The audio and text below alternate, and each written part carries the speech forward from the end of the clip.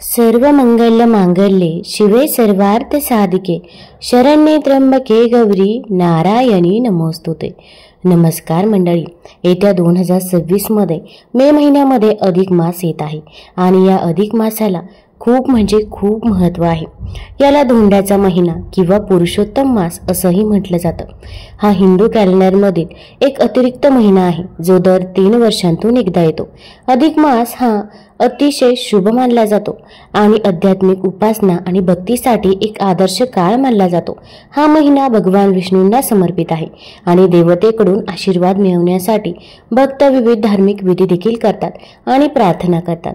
अधिक मासाची उत्पत्ती प्राचीन काळापासून झाली, जेव्हा हिंदू कॅलेंडर चंद्रावर आधारित होते। चंद्र आणि सौर कॅलेंडरमधील फरकामुळे दोन कॅलेंडर समक्रमित करण्यासाठी दर 3 वर्षांनी एक अतिरिक्त महिना जोडला गेला। या अतिरिक्त महिन्याला अधिक मास असे नाव देण्यात आले। हा महिना आध्यात्मिक आणि धार्मिक कार्यांसाठी अतिशय महत्त्वाचा मानला जातो। या काळात बरेच भक्त उपवास करतात, दानधर्म करतात आणि इतर धार्मिक प्रथा देखील करतात। हिंदू पौराणिक कथेनुसार अशी आख्यायिका आहे की त्रिपुरासुर राक्षसाने एकदा तिन्ही लोकांचा नाश केला, मात्र देवता त्याचा पराभव करू शकले नाहीत। भगवान ब्रह्मदेवाने त्यांना भगवान विष्णूची मदत घेण्याचा सल्ला दिला, ज्यांनी वराहाचे रूप धारण केले आणि या राक्षसाचा वध केला। त्यानंतर भगवान विष्णू 4 महिने ध्यानस्थ झाले आणि देवतांना त्यांच्या अनुपस्थित विश्वाच्या कल्याणाची काळजी वाटली। त्यांनी हे अंतर भरण्यासाठी ब्रह्मदेवाला अतिरिक्त महिना निर्माण करण्याची विनंती केली आणि अशा प्रकारे अधिक मास अस्तित्वात आला। आता 2026 मध्ये हा अधिक मास नक्की कधी आहे, तसेच या काळामध्ये आपण कोणती कामे करायची आहे, कोणती कामे टाळायची आहे, कारण की जर अधिक मासामध्ये जर आपण काही उपाय केले, काही सेवा केल्या तर आपल्याला त्याचे 1000 पटीने पुण्यफळ हे मिळत असते।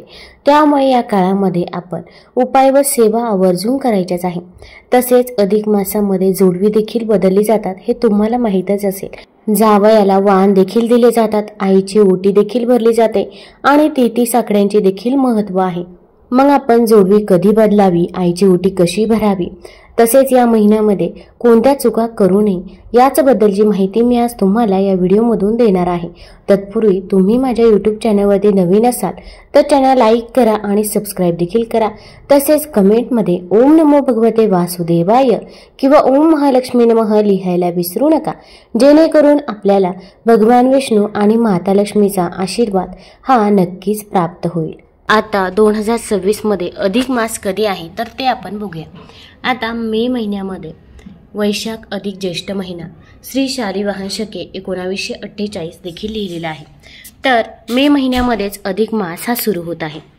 तर इथे 16 तारखेला शनी जयंती देखील आहे, तसेच शनी अमावस्या देखील या दिवशी असणार आहे।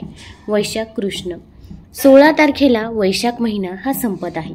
त्यानंतर दुसऱ्या दिवसापासून म्हणजे 17 तारखेपासून अधिक महिना हा सुरू होत आहे। अधिक ज्येष्ठ मासारंभ, गंगा दशरा प्रारंभ, चंद्रदर्शन या दिवसापासून अधिक महिना हा सुरू होणार आहे। आता 17 मे पासून अधिक महिना सुरू होणार आहे। त्यानंतर 21 मेला गुरुपुष्यामृत योग आहे। गुरुपुष्यामृत योगाच्या दिवशी जर आपण काही खरेदी केले तर त्यामध्ये 13 पटीने वाढ होते असे म्हणतात। मग तुम्ही अगदी याच दिवशी तुम्ही जोडवी देखील खरेदी करू शकता। तसेच आता 17 तारखेला बकरी ईद आहे। आता येतो तर तो म्हणजे जून महिना। जून महिन्यामध्ये देखील अधिक मास हा आहे। अधिक ज्येष्ठ तसेच नीज ज्येष्ठ इथे लिहिलेलं आहे।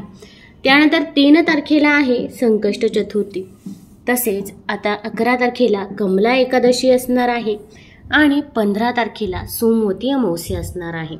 या दिवशी सोमवार आल्याने या दिवशी सोमवती अमावस्या आहे आणि याच दिवशी अधिक ज्येष्ठ मास समाप्ती देखील आहे। 15 तारखेला अधिक मास हा संपणार आहे। अधिक मासामध्ये अधिक मासाची पोथी महिनाभर श्रद्धेने वाचून महिन्याच्या शेवटी उद्यापनाच्या वेळी पोथी दान करावी, किंवा अगदी तुम्हाला पोथी वाचणे शक्य नसेल तर तुम्ही अगदी श्रवण देखील करू शकता। अधिक मास महात्म्याची पोथी देखील बाजारामध्ये मिळते।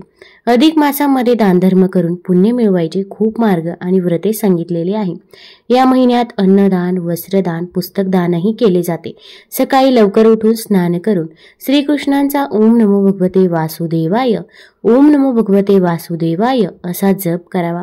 अधिक महिन्यात श्री सूक्तम, पुरुष सूक्तम, विष्णू सहस्रनाम, हरिवंश पुराण, हरिपाठ आणि भागवत पुराण यांचे वाचन करावे असे सांगितले आहे. या मासात शक्यतो एक वेळेस अन्न ग्रहण करावे. या व्रताला एक भुक्त किंवा नक्त असेही म्हणतात.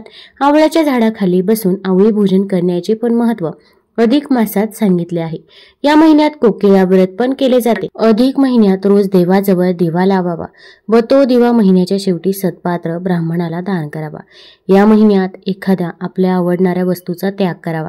अधिक महिन्यात नारळ, सुपाऱ्या, फळे यांसारख्या वस्तू 33च्या पटीत घेऊन दान कराव्यात. या महिन्यात 33 सुवासिनींची ओटी भरणे, 33 ब्राह्मणांना भोजन घालणे, 33 मेहुणांना भोजन घालणे, 33 सत्यनारायण करणे इत्यादी व्रते करून पुण्य प्राप्त केले जाते. या महिन्यात 33 गरीब गरजू विद्यार्थ्यांना किंवा एखाद्या सामाजिक संस्थेला पैशांच्या रूपाने मदत करून सामाजिक भावना ठेवण्याचे व्रत पण केले जाते. अधिक मासामध्ये 33 या संख्येला खूप महत्त्व आहे. कारण या महिन्यात 33 प्रकारच्या वस्तूंचे दान, 33 संकल्प करणे आणि विशेषतः जावयाला 33 वस्तूंचे वाण, धोंड्याचे वाण देण्याची प्रथा आहे, जे धार्मिक कार्यासाठी आणि पुण्यप्राप्तीसाठी शुभ समजले जाते. यात 30 दिवस जे महिना पूर्ण करतात आणि 3 अतिरिक्त दिवस जे महिना वाढवतात असेही याला जोडले जाते, जेणेकरून या महिन्यात विशेष पूजा अर्चा आणि दानधर्म करता येतो. अधिक मास महात्म्य पोथीमध्ये 32 आणि 33व्या श्लोकांमध्ये या गोष्टींचा उल्लेख आपल्याला आढळतो. थोडक्यात 33 हा आकडा अधिक महिन्यात केलेल्या धार्मिक कार्यांचे आणि दानाचे प्रतीक आहे, जे या महिन्याला विशेष महत्त्व देते. तसेच 33 कोटी देव देखील असतात, त्यामुळे या महिन्यामध्ये 33 या संख्येला खूप महत्त्व आहे. आता या अधिक मासामध्ये आईची ओटी देखील भरली जाते. पूर्वी घरी आलेल्या सुवासिनीला ओटी भरल्याशिवाय पाठवत नसत. ओटी भरणे हा भारतीय संस्कृतीमधील एक महत्त्वाचा संस्कार. लग्न कार्यात कन्यादानाला अतिशय महत्त्व असते. आपल्या लाडक्या लेकीला सुयोग्य हाती सोपवून तिची जबाबदारी तिच्या पतीच्या हाती सोपवणे याला कन्यादान विधी म्हणतात. त्याचा चुकीचा अर्थ काढत कन्या काय दान देण्याची वस्तू आहे का अशी चर्चा करतात. मात्र तसे नसून कन्यादान हा एक संस्कार आहे, जबाबदारीची जाणीव आहे. आपण ज्या मुलीला लाडाकोडानं वाढवली तिची जबाबदारी दुसऱ्याच्या हाती सोपवण्यासाठी आई वडिलांना कठोर व्हावे लागते. त्यांच्या त्यागामुळे तिला तिचे हक्काचे घर मिळते. त्या कृतज्ञतेची छोटीशी परतफेड म्हणून विवाहित मुलगी अधिक मासात आपल्या आईची ओटी भरते. अधिक मासात सगळीच पुण्यकर्म केली जातात. त्यात आणखी एका पुण्यकर्माची भर म्हणून आईची ओटी भरली जाते.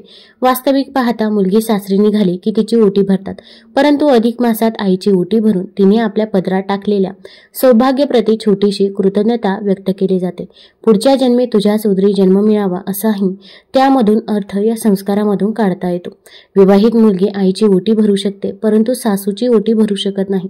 कारण लग्न करून घरी आल्यावर सासू आपल्या सुनेची ओटी भरून आपला मुलगा राजी खुशी तिच्या पदरात देते.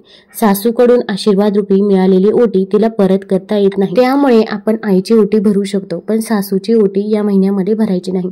अगदी तुम्ही आईला देखील साडी घेऊ शकता आणि सासूला देखील साडी घेऊ शकता. फक्त आपल्याला आईची ओटीही भरायची आहे. तसेच अगदी तुम्हाला आईची ओटी भरणे शक्य नसेल तर अन्य सुवासिनींची खणा नारळाने ओटी भरावी. तसे केल्यानेही सौभाग्यवती स्त्रीचे मंगलमयी आशीर्वाद आणि शुभेच्छा आपल्या व परिवाराला लाभतात. आता अगदी आपण आईकडे गेलो तर आई आपल्याला कधीही रिकाम्या हाती तसे पाठवत नाही. आई आपल्याला काही ना काहीही देतच असते. त्यामुळे आपण या अधिक मासामध्ये एवढं तरी करू शकतो. तुम्ही आईची ओटी भरू शकता. आता दुसरं म्हणजे जोडवी कधी बदलावी. तर आता जोडवी माहेरकडून घ्यायची की सासरकडून किंवा पतीकडून. तर अगदी तुम्ही आईकडून देखील जोडवी घेऊ शकता, तसेच अगदी पतीकडून देखील जोडवी घेऊ शकता. तसेच तुम्ही अगदी तुमच्या आईला देखील जोडवी करू शकता. किंवा जेव्हा आईची ओटी भरत असतो तेव्हा आपण एक निरंजन देखील आईला भेटवस्तू म्हणून देऊ शकता. जसे आपण जावयाला निरंजन भेटवस्तू देतो किंवा इतरही काही वस्तू जावयाला भेटवस्तू म्हणून देत असतो, तसेच या महिन्यामध्ये आपण आईला देखील भेटवस्तू ही आवर्जून द्यायचीच आहे. आता आपण अधिक मासामध्ये जोडवी कधी बदलवायची आहे. तर अधिक मासामध्ये गुरुपुष्यामृत योग देखील जुळून आलेला आहे, तर त्या दिवशी देखील तुम्ही जोडवी ही बदलू शकता. तर गुरुवारी 21 तारखेला गुरुपुष्यामृत योग आहे. त्या दिवशी जरी जोडवी बदलवली तरी पण चालेल, आणि जर तेव्हा शक्य नसेल तर तुम्ही अगदी या महिन्याभरामध्ये तुम्हाला जेव्हा शक्य होईल तेव्हा आपण जोडवी ही आवर्जून बदलवायचीच आहे. आता जोडवी जेव्हा बदलत असतो तर तेव्हा आपल्याला काही चुका या चुकूनही करायच्या नाही. हिंदू धर्मामध्ये स्त्रियांच्या प्रत्येक अलंकारांचे एक विशेष महत्त्व आहे. पुरातन काळापासून लग्नानंतर महिलांसाठी मंगळसूत्र, बांगड्या आणि पायातील जोडवी यांचे खूप महत्त्व सांगितले जाते. लग्नानंतर महिला त्यांच्या पायात जोडवी घालतात. असं म्हणतात की पायामध्ये जोडवी घालण्यामागे अनेक धार्मिक आणि वैज्ञानिक महत्त्व देखील आहे. असं म्हणतात की पुरातन काळापासून लग्न झालेल्या सुवासिनी महिला ज्या प्रकारे मंगळसूत्र घालतात तसेच जोडवी देखील घालतात. जोडवी महिलांना आपल्या पतीशी जोडून ठेवतात. तसेच विवाहित महिलांच्या 16 शृंगारामध्ये देखील जोडवी असतात. महिलांच्या पायाच्या अंगठ्याच्या शेजारच्या बोटामध्ये जोडवी घातली जातात. वैज्ञानिकदृष्ट्या या पायाची शीर सरळ गर्भाशयाशी जोडलेली असते. अशा वेळी जेव्हा या पायांवर जोडवीचा दाब पडतो तेव्हा शीर देखील दबते, ज्यामुळे शिरांमध्ये रक्ताचा संचार सुरळीत होतो. या जोडव्या एक्युप्रेशरचं काम करतात. यामुळे महिलांचे ब्लड प्रेशर देखील नियंत्रणात राहते. तसेच यामुळे मासिक पाळी संबंधित कोणतीही समस्या निर्माण होत नाही. ज्या महिलांची मासिक पाळी अनियंत्रित असते त्यांनी जोडवी नक्की घालायला हवी. तुम्ही पाहिलं असेल की महिला पायामध्ये नेहमी चांदीच्या जोडवी घालतात. सोन्याची किंवा इतर कोणत्याच धातूची जोडवी महिला घालत नाही. खरं तर सोन्याला देवी लक्ष्मी स्वरूप मानले जातात. त्यामुळे कधीही कमरेच्या खालच्या भागात सोन्याचे दागिने घातले जात नाही, कारण यामुळे देवी लक्ष्मीचा अपमान होतो असं म्हटलं जातं. तसेच चांदी ही जमिनीखालील ऊर्जा शोषून घेते आणि आपल्या शरीराला ऊर्जा प्रदान करत असते. त्यामुळे आपण पायामध्ये चांदीची जोडवी घालायची आहे. सोन्याची जोडवी चुकूनही घालायची नाही.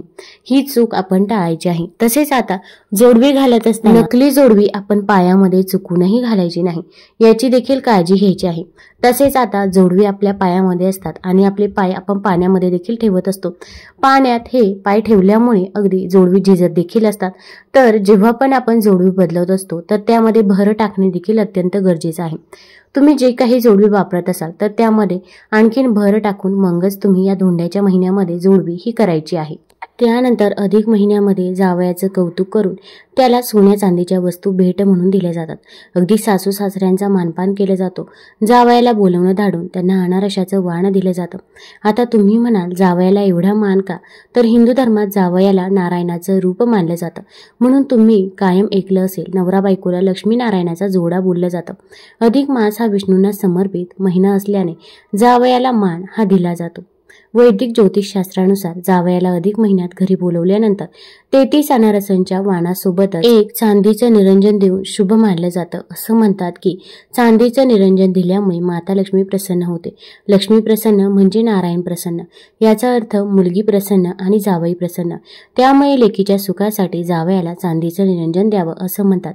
हे देताना जावयाला 33 दिव्याने औक्षवान करण्याची परंपरा आहे. परंतु आता आपल्याला अगदी चांदीचं निरंजन देणे शक्य नसेल तर अगदी तुम्ही दुसऱ्या धातूचं निरंजन दिलं तरी पण चालेल. आपल्याकडून जेवढं शक्य होईल तेवढं करायचं आहे. अगदीच आपली परिस्थिती नसेल तर अशा वेळेस अगदी काही नाही केलं तरी पण चालेल. कारण की अनेक वेळा असं होतं की माहेरच्यांची परिस्थिती देखील नसते तरी पण काही गोष्टी या कराव्या लागतात. पण लेकीनं समजून घेणं देखील तितकंच गरजेचं आहे. आता या अधिक मासामध्ये आपल्याला काही भाज्यांचे सेवन करायचे नाही तर कांदा लसूण हा पूर्ण वर्ज्य करायचा आहे. कारण की कांदा लसूण हा तामसिक आहारामध्ये मोडला जातो. तसेच अधिक मासामध्ये आपण मांसाहार देखील करू नये असं म्हटलं जातं. भारतीय संस्कृती, परंपरा, संस्कार यामध्ये दानाला अधिक महत्त्व असल्याचं सांगितलं जातं. अगदी रामायण महाभारत काळापासून दानाचे महत्त्व अधोरेखित झालेले दिसते. कर्ण हा आपल्या दानशूरपणासाठी आजही ओळखला जातो. कोणतेही धार्मिक कार्य असले की यथाशक्ती दान करावे असे सांगितले जातं. तहानलेल्या व्यक्तीला पाणी देणे, भुकेल्या व्यक्तीला अन्न देणे असे संस्कार आपल्याकडे प्राचीन काळापासून सुरू असल्याचे दिसतात. दीपदान, वस्त्र तसेच भागवत कथा ग्रंथांचे दान अधिक महिन्यात अधिक पुण्य फलदायी मानले गेले आहे. असे केल्याने धन, वैभव, धान्य वृद्धिंगत होते अशी मान्यता असल्याचे सांगितले जाते. अधिक महिन्यात दानधर्म करण्याविषयी काही पुराणात शास्त्रामध्ये उल्लेख आल्याचे दिसते. इतकेच नव्हे तर अधिक महिन्यातील कोणत्या तिथीला काय दान करावे याचे नियमही घालून दिल्याचे दिसून येत आहे. आता तुम्हाला स्क्रीनवरती फोटो दिसत असेल तर त्यामध्ये दिलेला आहे अधिक महिन्यामध्ये तुम्ही तिथीनुसार कोणतं दानधर्म करू शकता. तसेच लग्न कार्य, मुंज, साखरपुडा किंवा अन्य कोणतेही मंगल कार्य अधिक मासात करू नये. या महिन्यात विवाह, नामकरण, अष्टकादी, श्राद्ध, मुंडन, यज्ञोपवीत, कानटोचणे, गृहप्रवेश यांसारखे शुभ कार्य करणे टाळावे. या अधिक महिन्यात कोणत्याही प्रकारचे व्यसन करू नका आणि मांसाहारापासून दूर राहावे. मांस, मध तसेच तांदळाचा कोंडा, उडीद, मोहरी, मसूर, मुळा, कांदा, लसूण, शिळे अन्न, मद्यपान करू नये. या महिन्यात ग्रह खरेदी, वास्तू खरेदी हे देखील आपल्याला टाळायचं आहे. वाईट शब्द किंवा अपशब्द, घरगुती वाद, राग, खोटे बोलणे या गोष्टी देखील आपण या काळामध्ये टाळायच्या आहे. आता अगदी आपण घरामध्ये नकारात्मक बोललो तर वास्तू ही नेहमी तथास्तुच म्हणत असते. त्यामुळे आपण चांगलं बोललो तरी पण वास्तू तथास्तुच म्हणते आणि आपण वाईट बोललो तरी पण वास्तू तथास्तुच म्हणते. त्यामुळे आपण चांगलं बोलण्याचा प्रयत्न करा. आपलं सर्व काही व्यवस्थितच होईल. तुम्हाला जर हा व्हिडिओ आवडला असेल तर चॅनल लाईक करा, सबस्क्राईब करा आणि आपल्या मित्रपरिवारासोबत जरूर शेअर करा. धन्यवाद.